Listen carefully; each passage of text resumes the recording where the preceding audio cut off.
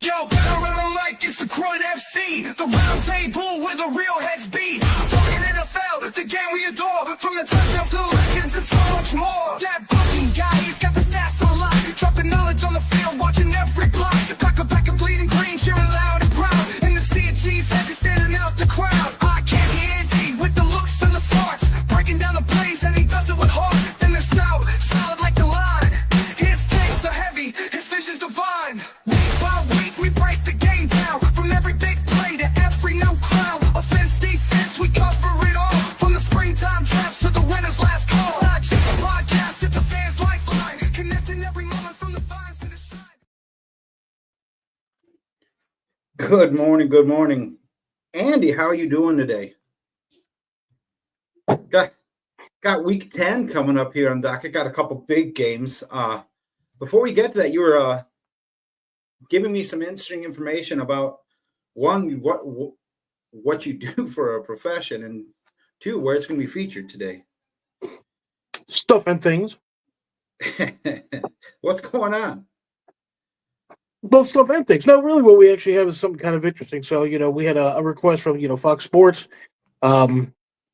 We need to be able to use some of your pictures. We're going to be doing a Veterans Day, thing on, the Fox pregame with, of course, Howie and Michael Strahan and Terry Bradshaw and all those guys. And so, stay tuned to that starting at 12 o'clock. They're going to have a little vignette about the Veterans Day. And, of course, some of the photographs that you're going to see are from where I work. I'm a museum curator, so. That's awesome, man. That's actually pretty incredible. Now, if they don't show it, forget I said anything. Yeah, we're just going to pretend it never happened. But yeah, we have a couple of pretty big games. Let's go ahead and get to the most important game in the history of ever. What do you got? The old Chicago Bears versus the new I don't care, whatever they are, the Patriots. Oh yeah. So what makes this kind of interesting is, we actually have a thing. The Bears have several players out, including some of their offensive linemen, which is actually the major issue. If you actually look at last week's game and coming into this week, as a matter of fact, you're going to have the same thing. First off, we'll talk about the DJ Moore kind of walking off the field in a second. But Caleb Williams, of course, has been rushed, or he's been, in some sort of pursuit over 60 times, over 65 times. It's probably approaching 70 by now. And which is, of course, I think it's either tops or close to tops in the league. Now, if you remember, Jay Cutler, of course, had that same issue where his first 2 or 3 years, he actually led the league, honestly, in sacks and in pressures and hurry-up. Which, of course, always brings you to the same thing, the Bears on their offensive line. So the Bears on their offensive line, they, in fact, have 3 offensive linemen that are going to be out today, so which means you're going to use backups, or you're using the backups backup. And so, if that being the case, and if you look at the Patriots pass rush, which actually isn't that bad, it could be one of two things. It could be an absolute bloodbath, to where unfortunately, Caleb wasn't going to be running for his life the entire game.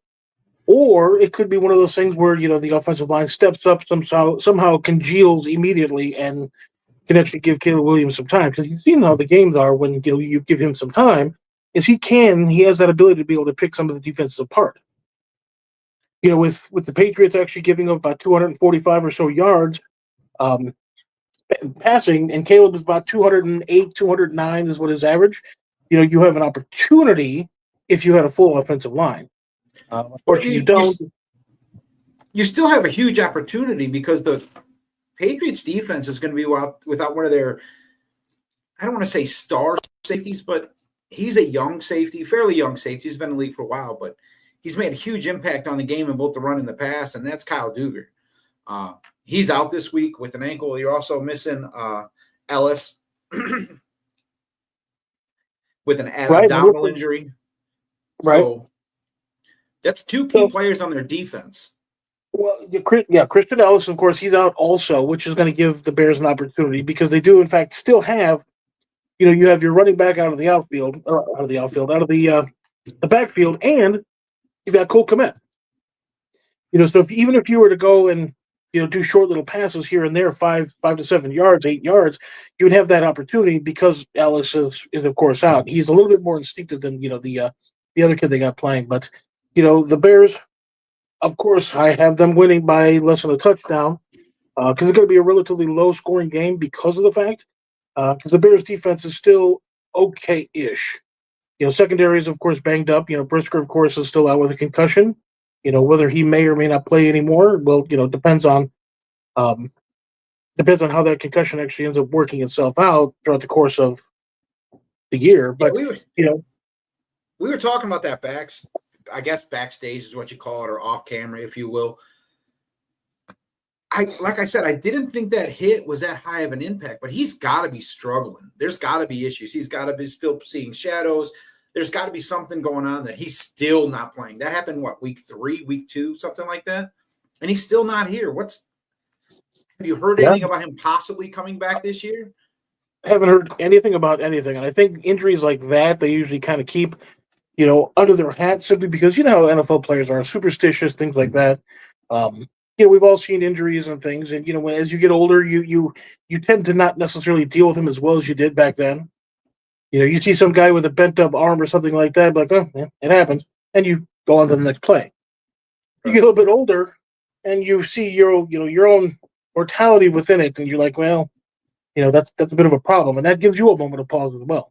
But, if by chance it's best that he retire, it's best that he retire because he still has another 60, 70 years, whatever on this planet.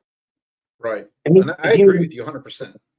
And he needs to be able to actually go through that without any sort of pain or anxiety or angst or headaches and things of that nature. So, but yeah, I definitely think that the Bears are going to pull this one out by less than a touchdown. It might be, well, we also considered that last week for the Cardinals, and unfortunately, the Bears just barely lost that one. Bears are favored by 6 at home, which means that they're giving them an extra field goal. So you're looking at possibly, a 3-point game all said and done. You're right. I think it's going to be low scoring. Neither offense is really dominant. Neither defense is really that big of a pushover. I mean, the Patriots give up points, but I don't see this game really getting out of hand point-wise. I don't see other offense racing up and down the field. Defense a struggle. I'm thinking 17-10, something along those lines. At most, a touchdown separates it. That very well could be. But in consideration of, let's just talk about the whole DJ Moore walking out the field thing. Now, I've heard conflicting reports. One is, hey, he knew he stepped out, so he couldn't be part of the play. So that's why he just removed himself from the play. Which is still kind of interesting because he still had the opportunity to be able to actually block if anybody decided to be able to go that way. But then, of course, you can always consider, did he just give up on the play completely? And his frustration has made him just go straight to the bench and sit down. Well, there's the reason Carolina was like, okay, we'll ship DJ Moore. He's a talent. There's no question about it. He's an outstanding talent, got great speed, runs decent routes, can pretty much run any route on the tree. But what you're looking at is a player who gave up on his team there. Kind of like the whole Antonio Brown situation in New York a couple of years ago where the Bucs, he just left the sideline, ran off the field half naked across the end zone, but DJ Moore, he stepped out of bounds. Well, you know what? If the defense tips the ball first, he can still make a play on it. He can still be a viable asset to that play, regardless. He could block. He could continue running his route, pulling the defender, further down the field. He literally gave up on his team there, and that's something that can't be overlooked by a coaching staff, and it's definitely not going to be overlooked by his teammates. You got an old hair, a gray hair, whatever you want to call him, and Keenan Allen in there. I guarantee you he's not resting easy with that. You know what I mean? That's a bad look. It's a very bad look. And, especially for being a veteran on a team that has quite a few rookies on it, including your quarterback. The one who's actually throwing you the ball. I mean, you really see. But that's the problem. He's not. Sure. But again, I think it's all because of the offensive line. You just simply don't have that time to throw the ball. He's not getting open quick enough, or he's not coming back to the ball because he doesn't have that time. Even if you have a running back that's going to stick in the back in the backfield in order to be able to actually help with the blocking, you still don't have that time. He's running. So is this a coaching issue then? Not saying that DJ Moore running off the field is the coaching issue, but him not being involved early and often in that offensive scheme, is that a coaching issue? Is that something where you – go ahead. I'm sorry. Oh, I'm just saying that we had talked about this last week, and if you look at it this way, so and we mentioned it. If you get somebody that's actually the new guys, that's going to come in, shake everything up, do a little bit of new razzle dazzle kind of a deal, fantastic. With the older guys, you tend to actually have like a mentality where what I say goes. First off, secondly, it's always been like run opens up the pass. Cool. However, if you can't run the ball and you can't pass the ball, obviously something's going to have to happen. Now, if you allow your offensive defensive coordinators to actually do their jobs and you can actually step back and not do or say anything, that's actually going to be the best thing for you. Because those coordinators know their players better than the coach does, the head coach does. Very, very simple. You work with them every day. What's the coach doing? Making sure that everything is going to be, all your little goals are going to be hit. Okay, now it's time to do, punt. Now it's time to do this. Now it's time to do that. Cool. I definitely think that Eberflus has actually kind of lost some sort of touch, and he's possibly getting some cracks in the foundation of in the locker room itself. And with that being said, I think there's a possibility that he might end up being legitimately. He might end up getting fired after this year. So, well, when you have star caliber players, when you put your future into that player, you get them involved. You force feed him the first couple plays of the game. You do whatever you got to do to keep him interested in this, in the activity on the field. Because once that's gone, it's gone. We have a comment from, let me see who this is. Ryan Bean says, Patriots going to win. No, I mean, good argument. But I mean, that very well may be. I'm hoping that the Bears are going to end up pulling it out, but they very well may be because the Patriot pass rush is not that bad. It really isn't.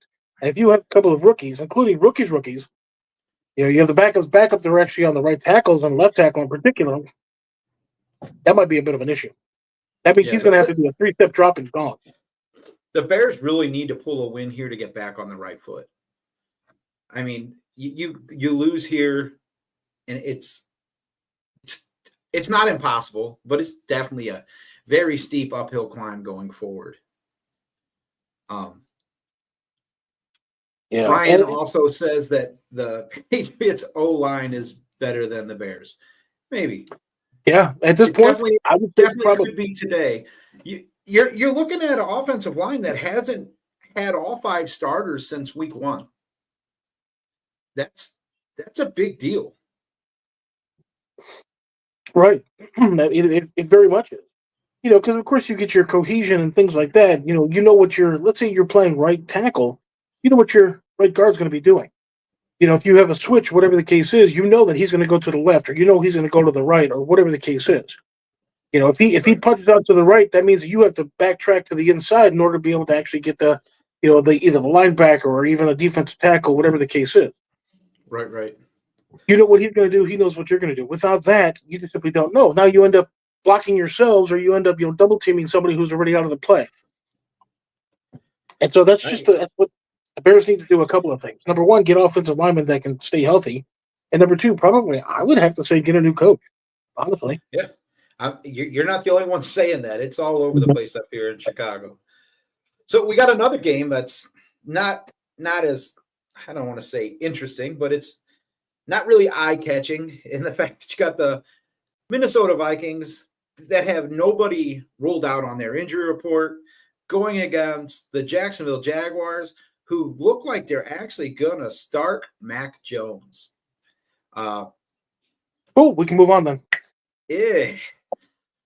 It's Minnesota needs this win just to keep pace with the Detroit Lions. Detroit is possibly the best team in the NFC. Well, think about it like this. You're actually going, because it's at Jacksonville, correct? Yes, sir. So Duval. You have the opportunity to actually come in and actually beat. And Jacksonville, although it's not a spectacular team, they're a quality team. they're going to be able to put up a fight each and every weekend. And, that might end up being with a win. Sometimes it might end up being a relatively close loss. I think the Vikings coming in would have a good chance of actually winning, even though it's on the road, even though you don't have Kirk Cousins, even though you don't, I just have a feeling that they would have that opportunity. Their defense is actually, I think, a little bit better than the Jacksonville Jaguar offense. Well, like I said, Minnesota is completely healthy. You got Darnold playing quarterback, doing well since they traded Kirk Cousins to Atlanta. Both quarterbacks are playing really well. We got to remember, Minnesota didn't have their heart set on playing Darnold at quarterback. We had a certain quarterback from Michigan that was supposed to be at the helm of that. And look, we have someone that can speak on that. Yeah, who's that quarterback from Michigan that was supposed to be starting quarterback for the Minnesota Vikings, Mike? Tom Brady? And Mike's not here. Stout, you hear us, we see you, but that's it. And you're really, really ugly. So we're going to remove you. All right. So J.T. McCarthy was supposed to be the starting quarterback for the Minnesota Vikings this year. Sam Darnold comes in with an injury. And phenomenal since it started.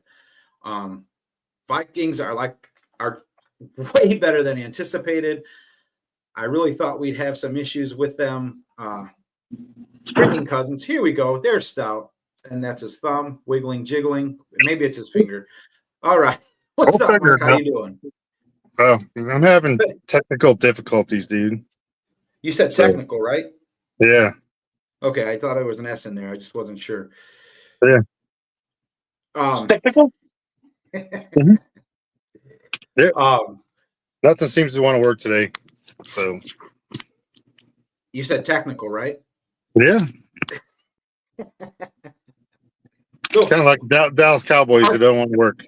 We'll get to them in a minute, but we got, like I said, Minnesota heading to Jacksonville. Go ahead, Andy. No. All right. We'll let that one pass. Minnesota going to Jacksonville. I think the Vikings simply dominate this game, especially if Mac Jones is playing quarterback today. I don't see it being close at all, but every time I seem to say that, it goes the opposite way. So we'll see what happens. You got any thoughts on this game, Mike? I think the Vikings destroyed Jacksonville. That's what I think. Well, that's what I just said. So you don't think that the change in quarterback in Jacksonville for today, you don't think that's going to spark them to score 40? Well, no. I honestly don't. But, you're putting Mac Jones in because the injury to Goldilocks. Jones isn't a bad backup quarterback. He's actually a good backup quarterback. He's just not a good starting quarterback. You can't put your season on his shoulders, but he can come in and keep you close for a couple games until you get your quarterback back. And I don't think there's going to be a biggest drop-off as you would anticipate. That's true, because remember what we were talking about, you don't get enough film on on your backups, and so he might have the opportunity to come in and actually throw for 2 touchdowns, 250 yards. Stout's just sick of the conversation. He was really wanting to get to the Dakless Cowboys. But let's get into the game that really matters for the NFC North. And this is a big matchup. You got the Detroit Lions heading to Houston. Detroit is favored by 3.5 points this game, even though they're the away team. They are hurt. They're missing 6 potential starters in their defensive lineup. Dacker on their offensive line is out with a shoulder injury. Houston's fairly healthy. They're going to be without Pierce at running back, but they're going to get both Nico Collins and Dell possibly back today, and both are game time decisions. Can Houston upset Detroit at home, or upset Detroit in Houston? Technically speaking, yes, they can. Because you still have that quarterback there. You still have that opportunity to be able to extend a play and get it down the field.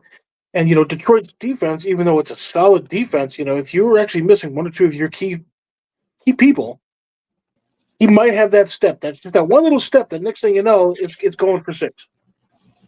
Yeah.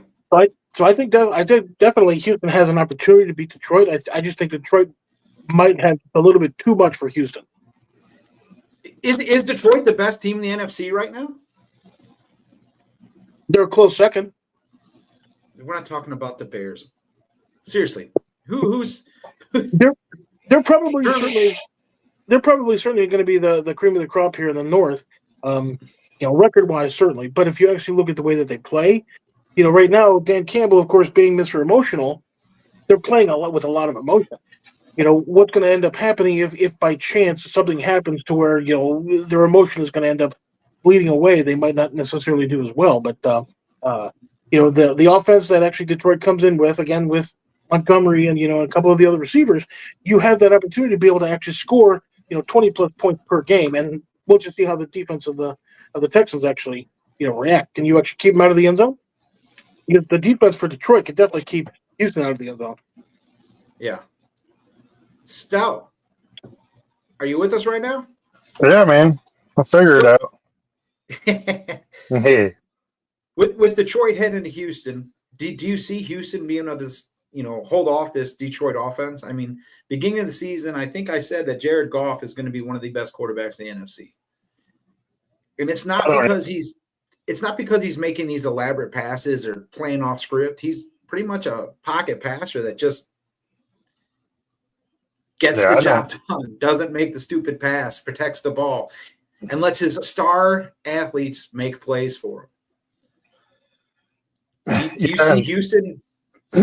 Well, I think it's going to be a good game because, one, I think Nico Collins is back today. Possibly. Game time decision. Yeah. So I think if he comes back, and I know Diggs is out, but I think it's going to be a good game for Detroit to see how well they do against CJ Stroud and that offense. I mean, defensively wise, and if Goff keeps playing the way he does, I see Detroit winning this game, but not by much. Yeah. But it also depends if, Nico Collins comes back. If he doesn't, I mean, his 2-star receivers are gone for CJ Stroud. So I think it comes down to that. Even though we say it's not one player, I think if Collins is there, it opens up bigger things for CJ Stroud. But I just don't see anything after, even if he is there, I think Detroit pulls this out. So let's talk about something. Go ahead, Andy. Just a quick little point: the fact that looks like the Lions are actually going for the longest winning streak since 1995. You think that little tidbit's is weighing on them? I don't know if you look at that. I don't know if a team today looks at that kind of history. Does that make sense? I mean, I think you're playing today. Sure, but how many players? I mean, you're looking at, if anything, you're looking at just the coaches that were alive during that time period. No, I trust me, I know. Detroit's had a struggle for many, many years. But let's look at something real quick. I saw this on I don't know what show it was on, but Dan Orlovsky pointed it out. Jared Goff to Amon-Ra St. Brown is now 30 for 30. Not a single incompletion or drop. Is there a better connection quarterback receiver in the NFL right now? I'm not talking the NFC. I'm talking the entire league. I don't think so. I mean, if they're 30 for 30, I mean, that's kind of hard to get, It depends on the quality of the pass, though. It don't really matter. They're 30 for 30, Andy. If the ball's right at you, you could probably even catch it. If it's one of those contested catches, if it's a contested catch, and you still make the play, I'd say, yeah, that's a heck of a duel. But that's what I'm talking about, though. You look at it, and Jared Goff doesn't put the ball in harm's way very often. So you don't see very many contested catches. He's going through his progressions quickly. He's able to go from 1 to 5 and back to 1 all the way across the defense, reading the entire defense. He's got the time to do that. That Detroit offensive line isn't getting much credit, and they're actually very solid. I don't know. I don't see Detroit struggling much at all going forward. I mean, I think today might be the game for them. If they put 21 or more up on Houston, I think they got this game easily. But I also think that gives them confidence going forward. Not that they need the confidence, because like I said, they're probably the best in the NFC. But I think it's going to propel them forward going towards the playoffs. And they're looking at a bye right now. I mean, are we going to actually – I mean, I know it was a good, saying that Goff and St. Brown are 30 for 30, but we're going to listen to Orlovsky, the guy that stepped out of bounds. I mean, does he have a leg to stand on? Yeah, one was inbounds. Yeah. So, Plus, eventually going forward, you still have Vidarius Smith, who's actually going to be joining the Lions. He's not expected to play today, right. But he is going to be, of course, and that just bolsters their defense, of course, to pick up for the other Hutchinson, unfortunately, with his injury. So, yes, sir. I would definitely say that's a plus. And so, if by chance he had the opportunity to play even today, that would have been icing on the cake. But speaking of bolstering their defense, you got a team in Washington. They're sitting on top of the division. They acquire Lattimore from New Orleans.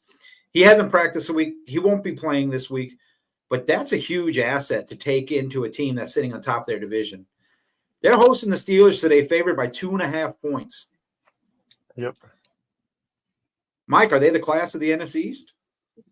Yeah, they are, which is kind of a shocker to me a little bit.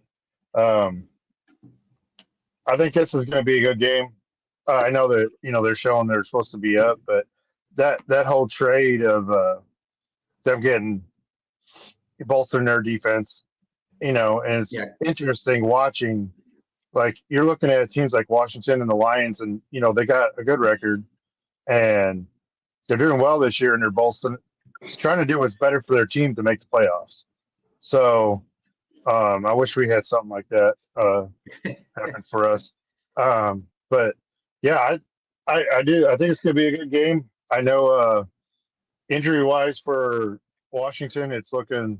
I know their kicker's out. I know we were making fun of it last week with a couple other things, but he's actually questionable.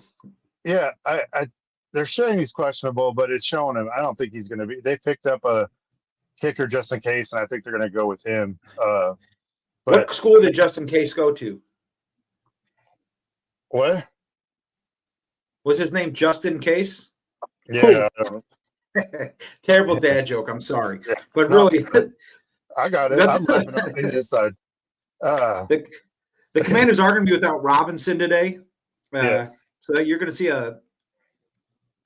more carries for Eckler, more pass reception possibilities. So if you do have him in your fantasy lineup. Where'd Eckler go to school at? You do have him in your fantasy roster. He might be a play today. The Steelers coming fairly healthy. You're only looking at Edmonds, their safety, who's out with an illness. And Herlong's out with a hamstring injury, their linebacker. But other than that, they should be good. Justin Fields? Yeah. Justin Fields out with a hammy. Of course, he's also the emergency number 3 now with Mr. Wilson and his neighborhood. Yes. So I don't know. I think it's going to be a little bit better game than you might think. I see the Commanders pulling this one out, but with Russell Wilson playing, I would say definitely, on the plus side of mediocre lately. He's actually able to get to his progression because of, guess what, his offensive line. And then you can actually push the ball down the field. So it's actually going to be a little bit closer. I definitely think the Commanders are going to win. Let me put this spin on it for you. You've got one of the best defensive pass rushes in the league coming after a mobile quarterback. And fortunately, if you roll, that's rolling right into T.J. Watt, who's arguably the best pass rusher in the league right now, especially with Micah Parsons being whatever the heck he is right now. Injured, not injured, whining, sure. Who knows? But if you can get past Watt, especially if you have to move the pocket, or if it's going to be a broken play anyway, you can easily get past him. And if you can, you're looking at least 5 to 7 yards or more. Yeah. I think if they try to roll out, I think they'll probably try to roll out away from him. So. Then you're forcing him to go to his offside. I mean, you're playing off script then.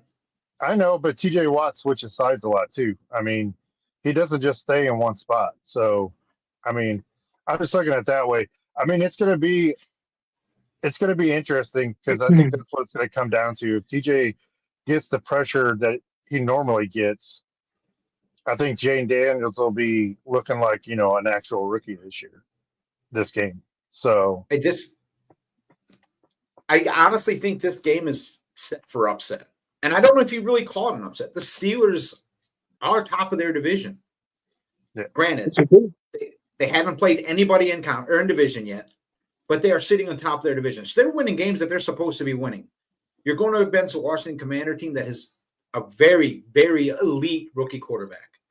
He's not on that plane where he's an elite NFL quarterback, but he's definitely the best quarterback in his class right now. I guess he didn't like what you were saying. Bye, Mike. So if you can force Jayden Daniels to make rookie mistakes, you win this game. If the Pittsburgh Steelers can run the ball with Najee Harris and Warren, you control the clock. You control field position. I say it all the time. The wheel continues to roll because of flawless design, and that's why ground attack football will always work in the NFL. And that actually might really kind of sum up the way that, his rookie mistakes might not necessarily be his rookie mistakes. If you have an opportunity, in this particular case, a more athletic quarterback that can extend the play with his legs, that actually prevents a whole lot of things. I mean, look how many times even when Justin Fields was with the Bears, that he was able to actually make a little bit of something out of nothing. And you still have that same thing here. Now, if you can actually play, if the defensive line of the Steelers can actually play to where they're actually containing the quarterback within the pocket, that's actually how you probably stop him, because then he has the opportunity to be able to throw the ball downfield and possibly even do your rookie mistakes. If you can allow him to get outside that pocket, though, he's going to be able to extend that play, find somebody, or just keep running. And so, that would negate your rookie play. Right. You're requiring him to be an athlete, not a quarterback at that point. But yes, I agree with you 100%. If Jayden Daniels can get outside that pocket and make plays downfield, you're looking at a whole different ballgame. In the same breath, though, if you can contain him and force him to step up into that pocket, into where that pass rush is, game over. I think the Steelers have that game. I think the Steelers win defensively. So you don't necessarily see that his arm would actually be something that can actually bring you to the promised lands? He's got a phenomenal arm. He's a phenomenal arm talent. I think they're a couple pieces away. I think they're playing above their heads right now, and sooner or later they're going to crash. But until that's proven, you've got to ride with Jayden Daniels. I mean, he's leading them. You got a good back in Austin Eckler, who's a veteran presence, who's great in pass protection, who's good out of the backfield catching the ball, and who's making plays inside tackle, which you haven't seen in a couple of years. He's playing really well this year. So you have a foundation to build upon in Washington now. They're not the Washington football team of old. They're definitely not the Hogs of old, but they're getting there. They're building the right way. But once again, I think if the Steelers can create that pressure, run the ball, control the clock, control field position, and win the turnover battle, those are the keys to winning the NFL. And the Steelers can do that because they have a great coach and a great defensive line and defensive backfield. But sure. So we got a question for you, Mike. We're going to go to the Dallas game here. Why don't we just we go to Dallas game? I guess. Yeah, rumors leaving Dak. Whatever, dude. I don't care anymore. I didn't post the question. Someone said they're hearing rumors that Dak is trying to find his way out of Dallas. Do you think that's a possibility? I mean, I don't know how they would do that unless they were to – no one's going to trade for him. No one's going to pay that money unless they do a trade and the Jerry Jones eats most of the capital on that. I don't see Dak going anywhere unless they release him and McCarthy. Yeah, I don't see him leaving. I know he likes it down there, but like I said, I mean, this is all coming down. Been saying it for years. There's one person that's the problem in this organization, and he owns it. So I wouldn't be surprised if a bunch of people leave. I mean, to be honest with you, or try to leave. But going with today, Oh no! We suck again!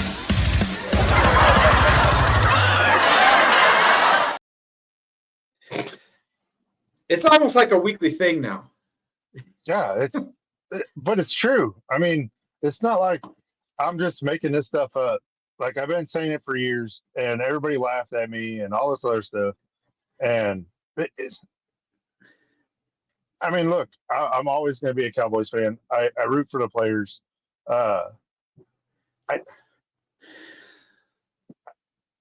don't know what to do. I don't know what to say about this team anymore. I don't want to say that the players are giving up, but I mean, it's at the points where it's like, really, like, now Dak's out on IR with his hamstring tore away, and now we got Cooper Rush, who is 5-1 when he starts. So that's a plus side. He's your quarterback going forward, right? They're going to put Dak on IR, correct?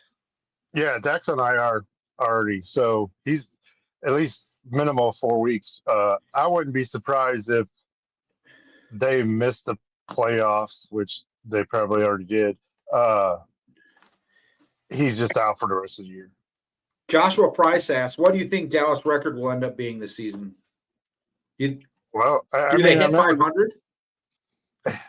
I mean, I said at the beginning that we'd be one game over 500, and now I'm hoping we're 500. So, it's and we're playing at home against the Eagles. I've told you guys this before. We don't have, usually when you play at home, it's there's a slight advantage a little bit. I still believe that, but we suck at home for some reason. Let me point this out real quick. Dallas comes in today's game Dakless, without Bland and without Thomas. Mm-hmm. You're looking at the Washington Redskin or the team in Washington. In Philly, nobody's out. Yep. Nobody. Yeah. Nope. Von Sumeren, however you say his last name. All he has to do today is pass concussion protocol. He's practiced all week. He's not had the cap on. He's not had the red jersey on, so he's good to go this whole week. Think he plays today? How does Dallas pull up an upset here? And that's sad because Dallas used to be the class, and now they're the class minus the CL. Yep. And, I mean, last week when watching part of the game, McCarthy actually throwing the tablet down, like that was the most fire I've seen him have at all during the game, and since he was at Dallas. Rumor has he was actually trying to order Uber Eats, and the internet just went out on him. He couldn't process the payment. Yeah, that's what I heard too. I mean, well, let me ask you this: just how serious is this Dak injury? Is it one of those things? You remember, of course, the program. Lattimore got busted, and they're like, "Hey, go practice your limp." Is it one of those things? Is Dak done so poorly this year that they said, "Hey, go practice your limp"? Yeah, I don't. I mean, it could be. I mean, at this point, we don't really know how bad. I mean, we seen that it was torn away from the bone, but who knows how fast he could heal up and get back. I mean, but if you're looking and you've only won, 2 or 3 games, and you're not in the hunt for the playoffs, are you going to really try to bring him back, faster than what you should? I mean, no. Well, the problem is when you see that X-ray and you see that MRI on the side of it says KFC. Yeah. I don't necessarily think he's hurt, because you remember saying, of course, when he was, they put the camera on him, and what do you see is his lips saying, "Oh man, we suck," or whatever he said. Yeah. I think that actually put a bad taste in a lot of people's mouths, and it might have been one of those things. He might not necessarily be as injured as, but you're also paying them $1 bajillion a year. Yeah. I mean, he's not wrong. I mean, what is he supposed to, I mean, at this point, what are you supposed to do? I mean, he has a point, and again, we're shoving the cameras in the owner's face, and he's like, "I'm not happy." Well, you know what? You're the one that caused all this. Look. Dallas is in their situation because they paid that quarterback so much money, because they paid their wide receivers so much money, and now they have nothing left. There's no way to bring someone in to make things better. There's no way to go into next season and be like, we're going to acquire this free agent to push our team forward. They're going to have a youth move in Dallas. It's going to come sooner or later. It's probably coming sooner rather than later.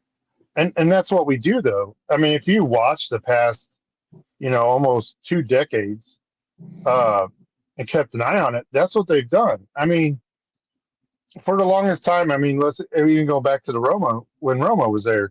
He didn't have an offensive line. And then when he gets close to the end of his career, all of a sudden we bolster his offensive line. And then it turns into a youth movement, and we look good for a while, but they get older, and then we got to start all over again. And the reason you bolster your offensive line in that situation is so your owner doesn't look like he made a bad decision. That's why that happened. Oh, I know, but that's what I'm explaining, like the youth movement. It's what's been going on for 2 decades now. But he's never really went full board because he's always been all in.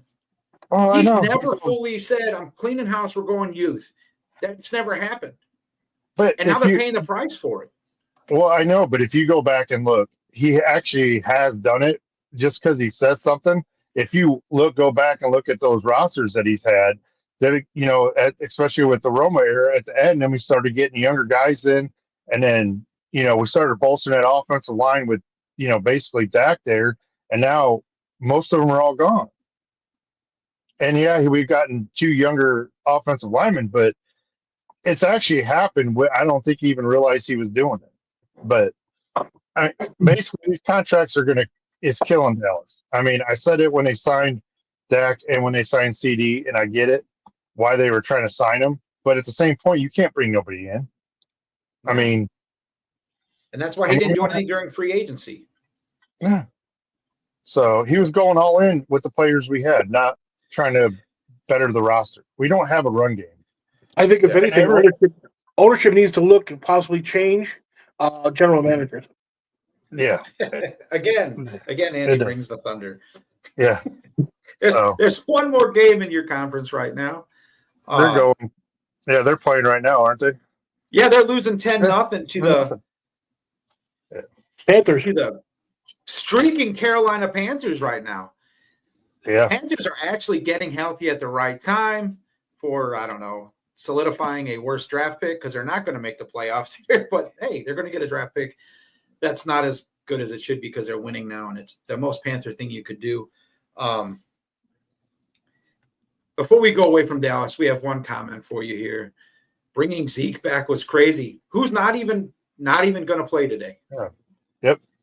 I mean, I think I said that in the beginning of the year too, in our group discussion, how stupid it was that they were bringing him back.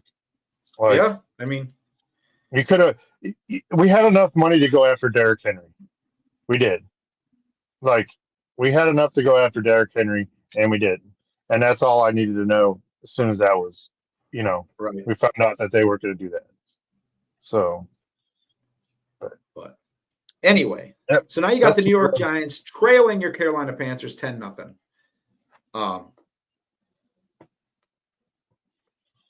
They're terrible.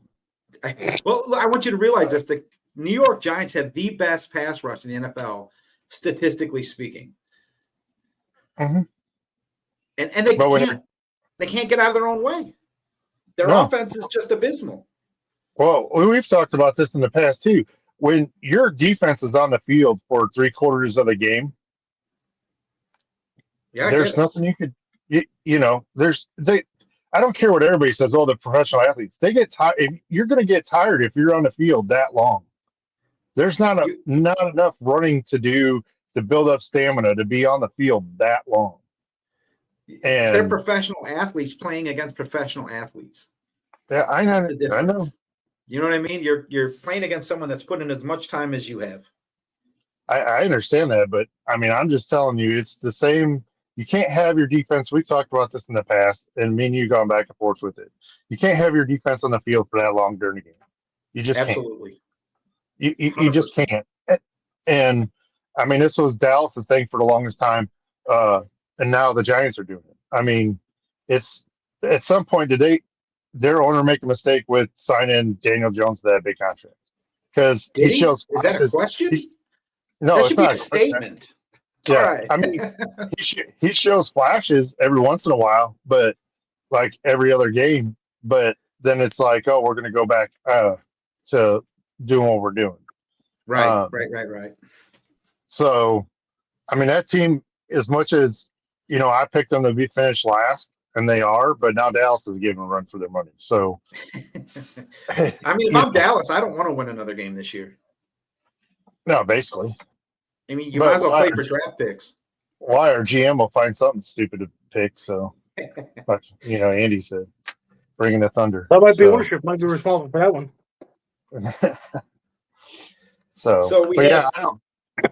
I just don't. I don't see how well the Giants. I mean, Carolina, like you said, for doing their Carolina thing, and I just don't see them. I don't see the Giants pulling this game out. I didn't. Yeah, it's already, I didn't they're already start. playing 8-ball. Yeah, I mean, the games that they won, they ran. The games they won, they ran the ball and they kept ahead of themselves. But that team's not built to come back, like from a deficit. Yeah. So the NFL wanting to expand the brand and putting these great games on foreign soil, and then they give you the game of the Giants versus the Panthers. The good news is the foreign fans have no idea that they're looking at probably the worst product in the NFL. So going forward in the South, we have the Atlanta Falcons heading to New Orleans. Atlanta has a stranglehold on the division right now. They beat the Bucs twice. They've beat the Saints once. They beat the Saints here again. I mean, the Falcons might as well just rest for the playoffs at this point. I mean, I didn't think they'd be this dominant, but they are definitely putting a hurting on the NFC South. They come in today fairly healthy. You've only got Bertrand out with a concussion. Everyone else is questionable. Drake London is an actual game-time decision. The Saints, on the other hand, are coming into their first game without their head coach, Dennis Allen, and without Chris Olave. Wilson Jr. is out. So they're very thin at receiver today. Kool-Aid McKinstry, their greatest name in the NFL. Their cornerback is out with a hamstring injury, and their center is doubtful, probably won't play with a groin injury. I would love for the Saints to pull this victory here. I just don't know how it's possible. You would need a big game from Alvin Kamara, both on the ground and through the air, for this to happen. I just don't see it. Is anyone going to slow the Falcons down in the South? I mean, you're looking at the Saints and the Panthers. That's all they have left. They got the Saints now, and they got the Panthers later on in the season. But they might run a sweep of the whole NFC South here, and it's not a happy situation for us Bucs fans. Yeah, who saw that coming? I said they'd be good. I just didn't think they'd be this good. I mean, Kirk Cousins is, like we said, a game manager, but managing the game seems to be working really well down in Atlanta, especially when you got a running back like Bijan Robinson, who's just destroying the opposition when it comes to controlling the ball and controlling the clock. Is there a big difference in the Saints this week without Dennis Allen? I mean, who knows, man? I mean, you don't know what you're going to get.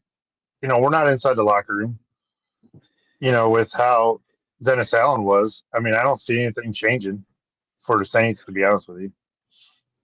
So. Business as usual. That's all it is. Well, I don't understand.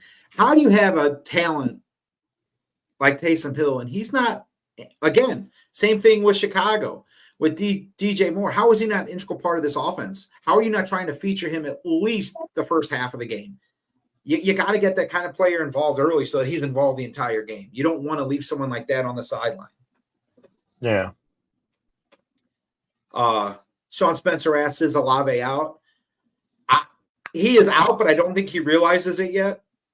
Yeah. He got rocked pretty good last week. He got earholed and immediately was taken out of the game. He's got to pass concussion protocol before he comes back, and I don't think it's going to happen anytime soon. No. But yeah, Falcons are favored only by 3.5 against the Saints. That's because you got a interdivision game here. If the Saints can get some momentum going early, get that crowd involved, they might pull the upset. I just don't see it. Falcons by 3.5. I think that's a good spread there. Now let's get into the game that everybody wants to talk about. Let's do pick six then. We can end early. But no. 49ers are coming into Raymond James Stadium, the healthiest they've been all season. You guys can actually turn off your video game consoles because Christian McCaffrey will actually play today. I don't think you're going to see a heavy workload from him, but he's torched the Bucs as of late, going off for 150 plus, and then and 2 touchdowns, and then the last game was like 190 something total yards and 2 touchdowns. They need to find a way to keep him in check, but you can't really stress keeping him in check when you've got someone like Kittle's who's going to exploit this defense, because the Bucs defense has been abysmal at protecting the center seam. Todd Bowles is going to have to find a way to get out of that zone defense and play some man coverage. It's going to be tough because you've got, banged up secondary with Whitehead and Tyke Smith, both questionable. Whitehead's not had a great season. Everyone was excited him coming back to Tampa Bay. He just hasn't splashed as of late. Hopefully we get something going here and can shut down the 49ers offensive attack. I think if they can get to Purdy and force him to make decisions, that's where you're going to see mistakes. It's going to be a tough battle, though. I don't see how that happens. Mike Evans is the only notable out for this week again. He's nursing the hamstring injury. You do have Godwin who's out because of being on IR. Bucs are going to need a big game from Sterling Shepard, and I think Raheem Jarrett's going to need to step up this game as well. Once again, I'm going to go to this. Andy, you can wake up now because this is something you're going to like. The offensive line for the Buccaneers is going to have to step up and open holes for that ground attack. The Bucs' ground attack is significantly better than it has been in the past. They're in the top 10 in the NFL. If they can average more than 4 a carry, they should be able to control the clock. Don't turn the ball over. Win the turnover battle, and you should be go. According to Todd Bowles, Josh Price, Sterling Shepard is going to play today. He will be a game-time decision, but most likely will play. He better play because I have him in my starting lineup in fantasy because I have no receivers due to buys.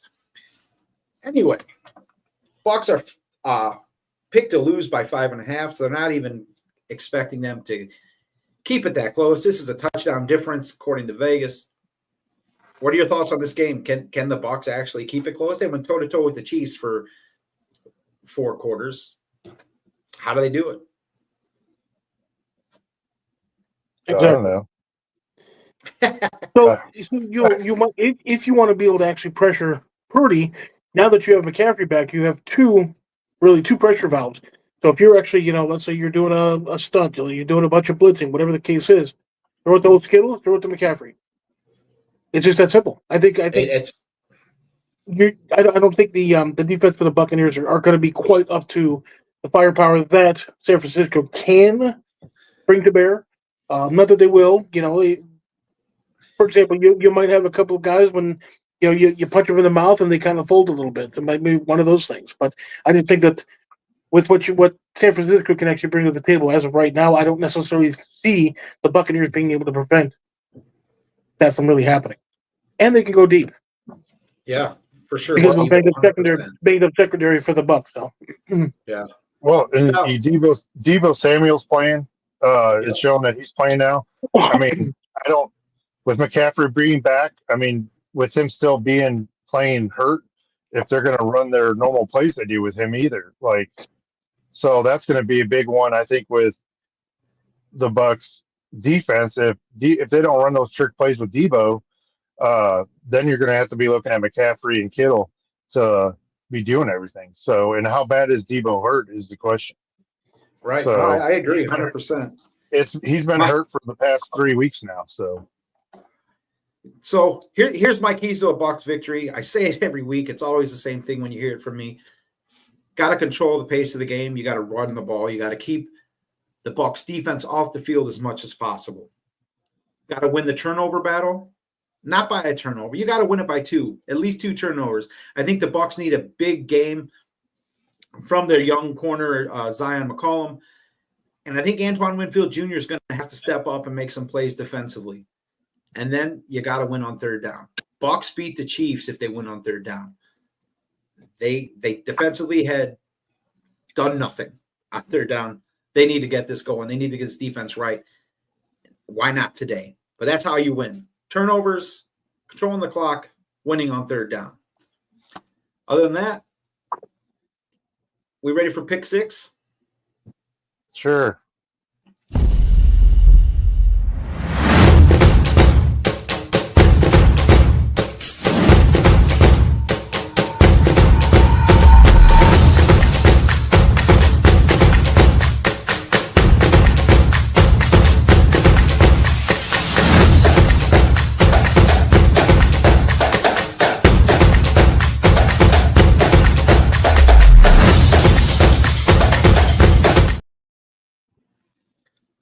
Right on. I cut it short, Andy. I did that just for you. Cut it short. Unfortunately, I didn't get to see who won last week. We all did fair. I didn't actually total up the totals yet. So I'll get that to you guys that in the middle of the day today. I just didn't have time. Yeah, I'm pretty sure I got 20 again, and somebody cost me again. Yeah, I was just going to say, since Stout is never going to get blackjack, we'll let him go first. Yeah, hey, why not? The only time I did get blackjack is when they were on a bye, so that works. So I'm taking Kansas City at 6, the Bills at 5, Ravens at 1, Thursday night at 4, Vikings at 3, taking the Chargers at 2, and we're all in on number 1. So, copy that. I guess I'll read for Brian, and then Andy, you can go, and I'll close out the greatness. Brian's got the Bills at 6, Chiefs at 5, Philly at 4, Detroit at 3, Minnesota at 2, and he's got the Atlanta Falcons over the New Orleans Saints at 1. Who you got? You know why you're bringing up the rear. Anyway, who you got, Andy?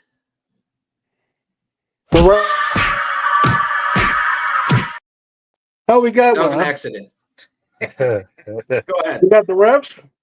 We got the Commanders, the Vikings, Detroit, the Bills, and of course the Bears.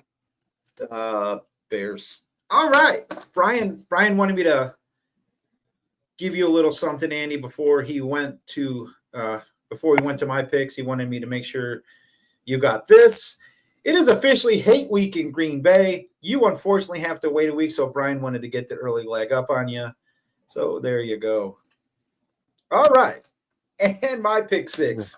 I've got Kansas City at 6 over Denver. The Los Angeles Rams over the Finns at 5.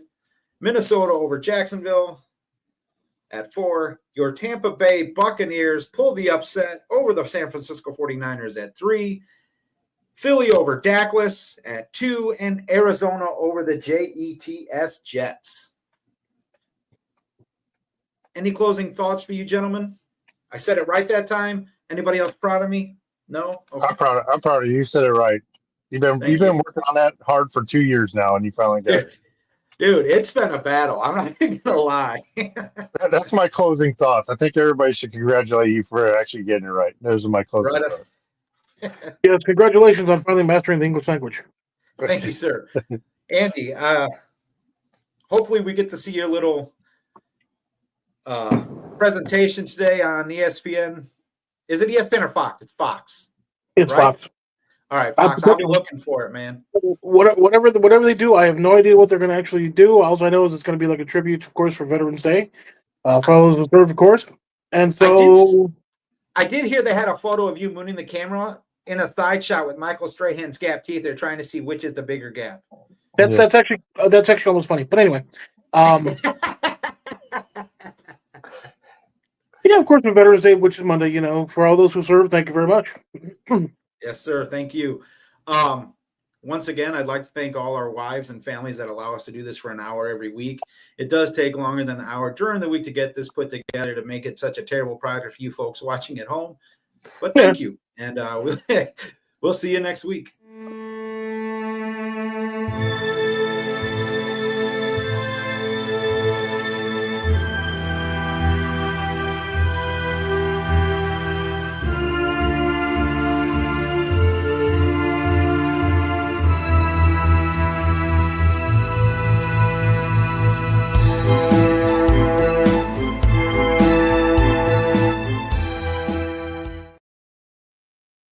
Bear down, Chicago Bears.